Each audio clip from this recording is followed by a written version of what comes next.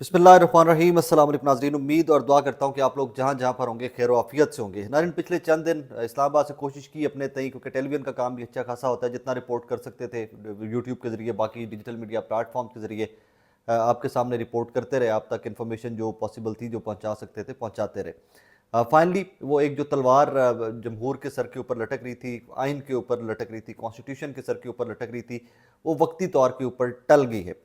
आपको पता है कि जिस आईनी पैकेज की और कॉन्स्टिट्यूशनल अमेंडमेंट की बाज़गश्त थी, जिसके ऊपर बहुत टॉप सीक्रेट रखा गया था, जिसको यहाँ तक कि हमारे जो लॉ मिनिस्टर हैं उनके अपने पल्ले भी कख नहीं था। इवन वो भी कहते हैं कि मुझे मुसवदा अब मिल गया, कल उन्होंने शाम को कहा एंड ऑल दैट। फाइनली वो मुसवदा रात को लीक होता है, रात को वो खबर आ जाती है कि मुसवदे में क्या क्या है, कौन कौन सी उसमें अमेंडमेंट्स हैं और कौन सी अमेंडमेंट नहीं थी उसके अंदर। वी डू अंडरस्टैंड कि 2/3 मेजॉरिटी और जो अवामी नुमाइंदगान हैं, इन्हीं का काम कॉन्स्टिट्यूशन में अमेंडमेंट्स है। लेकिन कॉन्स्टिट्यूशन की अमेंडमेंट्स में एक चीज़ का तो खुदारा ख्याल रखते हैं कि जनाब ये कोई बुनियादी इंसानी हकूक़ भी हैं, इस मुल्क के अंदर अदालतें भी हैं, इस मुल्क के अंदर इंसान भी बसते हैं, और सिर्फ हुक्मरान ही नहीं बसते, वो लोग भी बसते हैं कि बज़ाहिर जिनके वोटों का नाम लेकर कि हम जी फ़लाँ हल्के से इतने वोट लेकर आए हैं, वो अब किसी भी तरह 45 47 वाला कलंक जो है उसको भी साइड पर रख दें, तो फिर भी कुछ ना कुछ हमारी अहमियत, जमहूर की, अवाम की कुछ ना कुछ अहमियत, ये आईने पाकिस्तान जो है वो भी डॉक्यूमेंट तो हमें हर अहमियत देता है, लेकिन कुछ ना कुछ अहमियत हमारी सियासतदानों को भी समझनी चाहिए थी। बहरहाल वो तलवार वक्ती तौर के ऊपर जो लटक रही थी उसको साइड पे कर दिया गया है। जो लोहे का पिंजरा आपके और मेरे लिए तैयार किया गया था, जिसमें हर किस्म की अमेंडमेंट थी, वो अदालतों पर सिर्फ हमला नहीं था, वो हर बंदे के ऊपर हमला था। टू बी ऑनेस्ट, वो जिस तरह वो डिटेल में जब आप थोड़ा सा आगे चलते हैं तो मैं आपको बताता हूँ कि वो हम सब के ऊपर हमला था, और वो इवेंचुअली हमला जो है मौलाना फजलुर रहमान साहब की उसमें मेहरबानी, मौलाना फजलुर रहमान साहब की दानाई, मौलाना फजलुर रहमान साहब की दूरंदेशी, और जितने आप पॉजिटिव अल्फाज आज मौलाना फजलुर रहमान साहब के बारे में सोच सकते हैं, JUIF के बारे में, वो आप सोच लीजिए, और साथ उनको दुआ दीजिए कि उन्होंने आपको और मुझे और हमारे मुल्क के आइन को, हमारे मुल्क के सुप्रीम कोर्ट को, हमारे मुल्क के अदलिया के निज़ाम को, हमारे मुल्क के जमहूरियत के निज़ाम को काफ़ी हद तक बचा लिया हुआ अभी तक। काफ़ी हद तक इसलिए कह रहा हूँ कि अभी भी इरफान सिद्दीकी साहब जो हमें कह रहे हैं जी 8-10 दिन के अंदर हम वापस आएंगे, अमेंडमेंट हम करेंगे एंड ऑल दैट, ये हुकूमती पसपाई का आखिरी लेवल है। मतलब जिस किस्म की अमेंडमेंट्स थी, और बार बार ये कहा जा रहा था कि जी अगर ये अमेंडमेंट्स नहीं होती तो हुकूमत गई, यहाँ तक कि नजम अली खान साहब जो नून लीग के बड़े करीबी सहाफ़ी हैं, खबर रखने वाले सहाफ़ी हैं, उन्होंने भी फरमाया कि जनाब अगर ये अमेंडमेंट नहीं होती तो फिर निज़ाम लपेट दिया जाएगा। I hope and pray, I am very sorry to say that, मैं बड़ा जमहूर पसंद हूँ, मैं बड़ा ही जमहूर पसंद हूँ, लेकिन मुझे बड़े दुख के साथ ये कहना पड़ता है कि ये निज़ाम सिर्फ हुक्मरान अपने इक़्तिदार को दवाम देने के लिए ये निज़ाम है। क्या इस निज़ाम में मेरी, इरफान सिद्दीकी साहब की, नजम अली खान साहब की और वो तमाम लोग जो इसके ऊपर डिस्कशन कर रहे थे और 25 करोड़ आवाम की कोई औकात नहीं है? क्योंकि सिर्फ अपने इक़्तिदार के दवाम के लिए सोचते हैं कि अगर ये नहीं करेंगे तो बिसात लपेट दी जाएगी। तो भाई तुम रबर स्टैंप हो फिर क्या? पार्लियामेंट वैसे तो कल आप लोगों ने साबित किया है, पार्लियामेंटेरियंस ने, स्पेशली जो ये पार्टीज लेके आना चाहती थी अमेंडमेंट, आप लोगों ने तो ये साबित किया है कि आप लोग वाकई में रबर स्टैंप हो। आपने कोई भी अमेंडमेंट लेके आनी है तो आपको निज़ाम लपेटे जाने का क्या खदशा है? कौन लपेट सकता है आपके निज़ाम को अगर आप खुद ना चाहें? और आप क्यों इतने कमज़ोर हैं कि आप हमें ये बता रहे हैं कि जी अगर ये अमेंडमेंट नहीं होगी तो ये निज़ाम लपेट दिया जाएगा? फिर खुलकर बात करो ना कि ये अमेंडमेंट्स आप नहीं लेके आ रहे थे भाई, आपकी औकात नहीं थी कि आप ये अमेंडमेंट्स लेके आते। फिर वो लोग जिन्होंने अमेंडमेंट्स भेजी थी वही निज़ाम लपेट भी सकते हैं। खुलकर बात करो, मैं बताओ पाकिस्तान के अवाम को, हो सकता है कल को हम आपके साथ इसी चीज़ के ऊपर खड़े हो जाए। लेकिन शुक्र अल्लाह का कि अभी ये निज़ाम जो है लिपटता लिपटता बच गया है फॉर सम टाइम। ये जो हमारा बज़ाहिर जमहूरियत है ना, एक जमहूरी निज़ाम है हमारा, ये अभी के लिए लिपटता लिपटता बच गए। और इसमें बड़ी खबर ये है कि नवाज़ शरीफ साहब स्पेशली जो वोट के लिए और इस सारी कॉन्स्टिट्यूशनल अमेंडमेंट के लिए लाहौर से इस्लामाबाद तशरीफ़ लाए थे कल, वो आज की इत्तलात ये है कि वो वापस चले गए। मौलाना फजलुर रहमान साहब से मुलाकात भी हुई है कि नहीं हुई, ये एक कहानी है, अभी इसकी कोई क्लैरिटी नहीं है। मुमकिनात में से ना कि कहीं उनकी पार्लियामेंट हाउस के अंदर या कहीं और भी मुलाकात हुई, मुमकिन ये थोड़ी है कि वो ज़रूर मौलाना के घर पे ही जाते तो मुलाकात होनी थी। सो मुमकिनात में से, मतलब पॉलिटिशियंस की मुलाकातें रूटीन मैटर है, लेकिन इस तरह की हाई प्रोफाइल मुलाकात इन सर्कमस्टांसिस के अंदर वो बहुत बामानी हो जाती थी। मुझे दुख दो तीन चीज़ों का बहुत ज़्यादा है आज।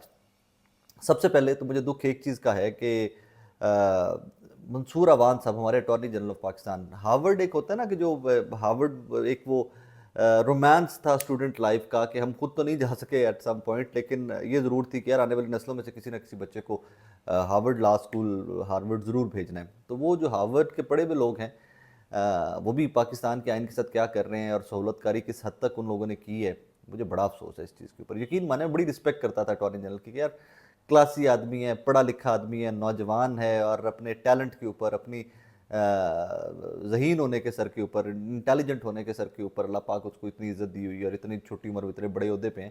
لیکن اٹارنی جنرل صاحب نے بڑا ڈس اپوائنٹ کیا ہے. حکومتی جماعتوں کی تو بات چھوڑ دیجیے نا، وہ چارٹر آف ڈیموکریسی کی بات کرنے والے چارٹر آف ہپوکریسی کی بات کیا کریں. یہ جو بار بار ہمیں بتاتے ہیں نا ہم نے چارٹر آف ڈیموکریسی کیا، آپ نے جمہوریت بچانے کے لیے نہیں، آپ جمہوریت کے لیے زہر قاتل آپ لوگ ثابت ہو رہے تھے.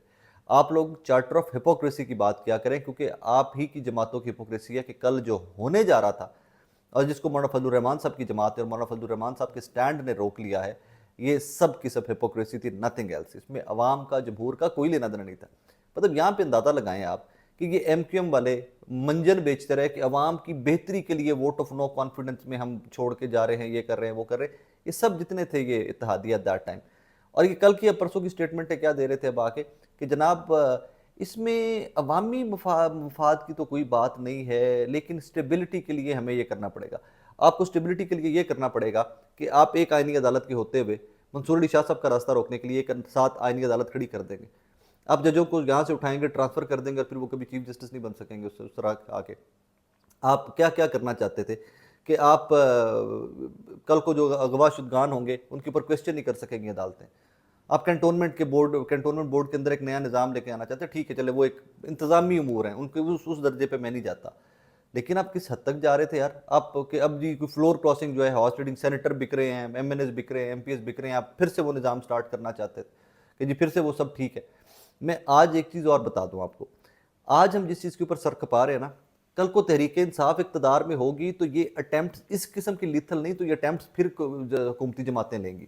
کیونکہ بدقسمتی کی بات یہ ہے کہ ہماری حکومتی جماعتیں تمام ایک طرف دیکھتی ہیں اور عوام اس طرف نہیں دیکھتے. عوام حکومتی جماعت اپنے لوکل نمائندے جو ان کی طرف دیکھتے ہیں، ترلامنت کر کے ووٹ مانگ کے پڑھتے ہیں اسمبلیاں دے وچ آ کے، پھر سارے کٹھے ہوندے ہیں اور منہ طرف ایک طرف یہ کر لیتے ہیں، اور پھر اس وہاں سے جو حکم کام آتا ہے پھر وہ سارے اس کے اوپر سر تسلیم ہم کرتے ہیں. یہ آج ہم P M L N, Peoples Party, ان کے اوپر تنقید کی وجہ ہی صرف ایک ہے. آپ کا اتنا داغدار ماضی اب بن گیا نا یہ کل والے معاملے کے بعد. بلاول بھٹو زرداری صاحب، میرے نانا constitution, fair enough, you took all the credit, we give you all the credit. کل کیا کرنے لگے تھے آپ بلاول صاحب؟ آپ کرنے کیا لگے تھے؟ اور آج ساری حکومت جو ہے وہ پسپائی کے بعد، اس شرمندگی کے بعد، یہ تو ہم تو صرف استحکام لانا چاہتے تھے. کس قسم کا استحکام لانا چاہتے تھے؟ صرف کہ وہ جج جو آپ کے مرضی کے فیصلے کرتا رہے وہ اس ملک کے اندر استحکام لے کے آئے گا؟ کیا آپ اقتدار میں رہیں گے تو ہی استحکام آئے گا؟ جہاں سے آپ کو امینڈمنٹس آئی ہیں کہ وہ جیسا کہتے جائیں گے ویسا ہوتا رہے گا تو ہی استحکام آئے گا؟ کیا میری 25 کروڑ پاکستانیوں کی ان پارلیمنٹیرین، ربر سٹیمپڈ پارلیمنٹیرین جو ان کی کوئی وقت نہیں تھی؟ ربر سٹیمپڈ اس لیے کہہ رہا ہوں، مجھے ایم سوری ٹو سے دیٹ میں اس طرح کے سخت الفاظ پارلیمنٹیرینز اور پارلیمان کے لیے کبھی استعمال نہیں کرتا. پرابلم کہاں پر ہے کہ جناب فارم 45 47 والی کہانی تو ختم کرو. آپ نے امینڈمنٹس کرنی ہے، اپنے آئین میں تبدیلیاں کرنی ہے، پہلے ثابت تو کرو کہ تمہارے پاس مینڈیٹ بھی ہے ہمارا کہ نہیں ہے. مجھ جیسے بندے کو جو لا ایکسپرٹ نہیں ہے، مجھ جیسے بندے کو وہ کانسٹیٹیوشنل امینڈمنٹس جو ہیں جب سے مسودہ آیا، میں صبح اٹھا میں نے ملٹیپل ٹائمز پڑھا ہے، پھر مجھے جا کے اس کی سمجھ آئی ہے. میرے گاؤں میں بیٹھے ہوئے، آپ کے دیہات میں بیٹھے ہوئے بندے کو کیا پتا کہ وہ کانسٹیٹیوشنل امینڈمنٹس کیا ہیں اور اس کے رائٹس کے ساتھ اور اس کی اولادیں اور اس کی آنے والی نسلوں کے ساتھ کیا ہونے جا رہا ہے؟ اس کو کیا پتا چلنا تھا؟ آپ لوگ بس ٹھوک دیتے ٹھیک ہے جی ہم نے کر دیا، اور اب ملک کے وسیع تر مفاد میں ہم نے کیا. کیا کون سا وسیع تر مفاد ہے یار؟ عوام ہے تو ملک ہے، ملک ہے تو عوام ہے، یہ ساتھ ساتھ چلیں گے بھائی. عوام کے مفاد میں کرو نا کچھ. آپ نے ملک کے مفاد میں کرنا ہے، اپنے خرچے کم کرو، ڈکٹیشن لینا بند کرو، خود سے عقل استعمال کرو. آئی ایم ایف سے مہنگے ترین جو انٹرسٹ ریٹ کے اوپر، ہائیسٹ انٹرسٹ ریٹ کے اوپر آپ ریسنٹ اور لونز لے رہے ہو آئی ایم ایف کے باوجود، ان لونز کو ریکنسیڈر کرو نا یار. اپنے خرچے کم کرو، کوئی پلاننگ کرو، کوئی باہر جاؤ ترلامنت کرو. کوئی عربی جو دوست ہیں تمہارے، کوئی ادھر جو دوست ہیں چانا چانا جا کے ترلامنت کرو، ان کے پیری پڑو کہ یار انویسٹمنٹ دو، میں ہمیں بھیک مت دیا کرو، کوئی انویسٹمنٹ دے دو، میں چار پیسے ہمارے ملک میں لگا دو تاکہ ہمارے بچوں کا روزگار لگے. اگر آپ ملک کو، قوم کی خدمت ہی کرنا چاہتے ہو تو یہ خدمت کرو. لیکن عجیب بات ہے، کوئی بندہ اس پاس سے نہیں آ رہا ہے. اب ہونے کیا جا رہا ہے، اب اس کی طرف آتے ہیں.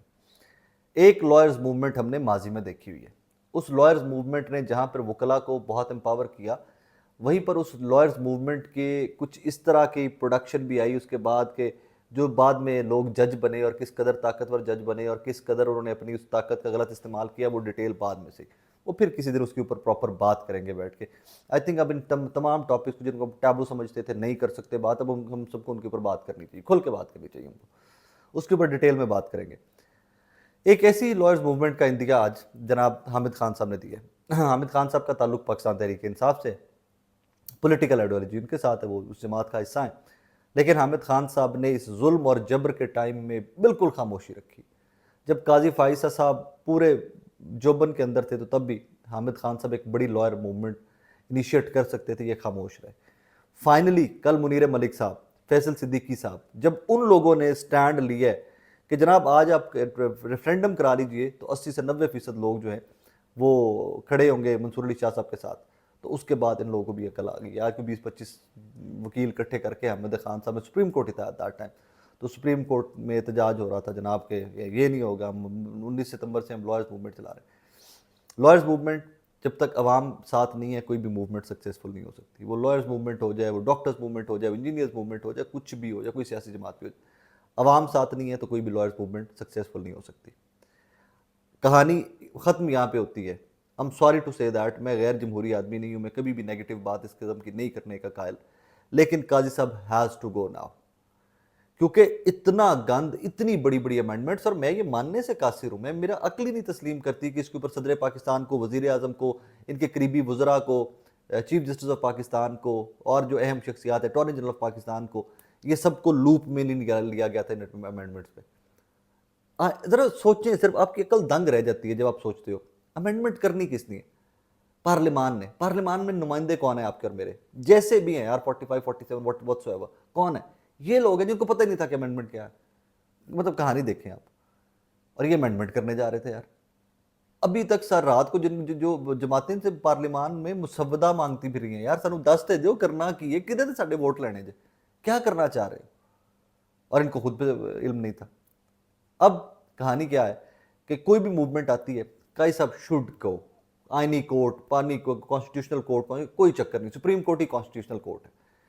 यही कोर्ट आपकी मर्जी के फैसले देती रहे, आपके साथ आज कमिटमेंट हो जाए आने वाले वक्तों के, मंसूर अली शाह साहब के जो कहोगे ठीक है जी कारकुर लाएंगे, कॉन्स्टिट्यूशनल कोर्ट सब सेट हो जाएगी। एक बंदा कहता है नहीं आइन और कानून के साथ चलूंगा, जो ठीक है वो करूंगा, जो मेरा दस्तूर कहता है, जो कानून कहता है इस मुल्क का वो करूंगा, तो फिर हम नई कॉन्स्टिट्यूशनल कोर्ट लेके आएंगे।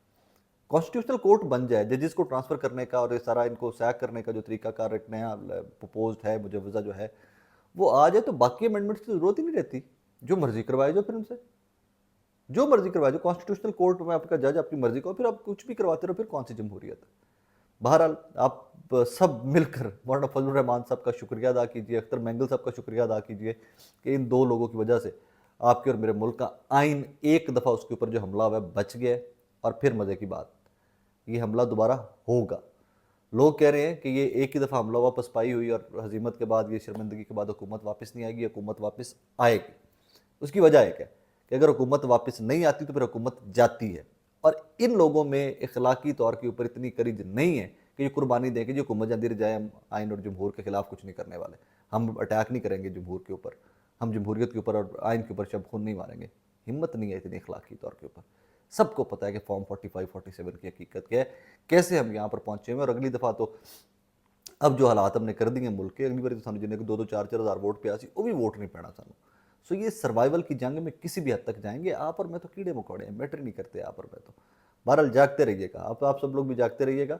और ये मुल्क आपका और मेरा है, ये चंद सियासतदानों का नहीं है कि जो बैठ कर किसी के कहने के ऊपर आई हुई अमेंडमेंट्स जो हैं कहीं से आए और राइट लेफ्ट से आए, और ये उनको बैठ कर सिग्नेचर करके अंगूठे लगा के आए आए करके उसके बाद ये उस मुल्क का, हमारे मुल्क का कानून बना दें। ऐसा नहीं होता। हम मैटर करते हैं, हम ही वोटर हैं, हमारे वोटों से ही इलेक्ट होते हैं। दो एक अलग अलग कहानी है कि हमने वोट किसको किया और कौन पहुंचा, वो अलग से कहानी है। वक्त आएगा, वो वक्त भी आएगा। अक्टूबर आन खड़ा हुआ है, वो वक्त भी आएगा, सारे खुलेंगे हल्के भी इंशाल्लाह। तो आपने और मैंने ही, हम सब ने इसका मिलकर पहरा देना है। और जिसका हक है, जो आइन कानून का तरीकाकार चला रहा है, मंसूर अली शाह साहब से आपको या किसी भी और बंदे से आपको प्रॉब्लम है, जुडिशल रेफरेंस लेके जाइए, उनके खिलाफ जो शवाहिद हैं रखें सामने जाकर, ये देखिए ये बंदा ठीक नहीं है जनाब, फारिग करो। जो तरीकाकार है, काजी फाइज़ साहब के साथ भी खिलाफ भी रेफरेंस आया था ना, नहीं सर चल सका फर्दर, एंड वो he was chief justice of Pakistan. क्या लेगेसी छोड़कर जा रहे हैं वो एक अलग से कहानी है, क्या कर रहे हैं वो एक अलग से कहानी है। लेकिन judicial reference is the way out. यूं अटैक कर देना, यूं अटैक कर देना, no, not happening. Attack back بھی ہوگا، اینڈ ایم شیور کہ اس دفعہ ریزسٹنس بھی تاریخی آئے گی، اور سول سوسائٹی سے بھی آئے گی، وکلا سے بھی آئے گی، اور سیاستدانوں کی جانب سے بھی آئے گی، تمام کمیونٹیز جو ہیں ہماری وہاں سے انشاءاللہ ریزسٹنس آئے گی۔ اپنا بہت سارا خیال رکھیے گا ناظرین، دعا میں